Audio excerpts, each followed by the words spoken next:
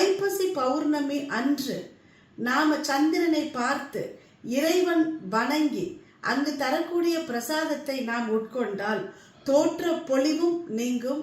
நமக்கு பாவ கர்மாவின் விளைவாக, சாபத்தின் விளைவாக நோய் ஏதாவது இருந்தால் அது நீங்குவதற்கான வாய்ப்புகள் அதிகம் அப்படின்னு நம்பப்படுதுங்க. அதுவும் அபிஷேகம், அன்னாபிஷேகம் பண்றதுக்கு முன்னால நிறைய அபிஷேகம் பண்ணுவாங்க.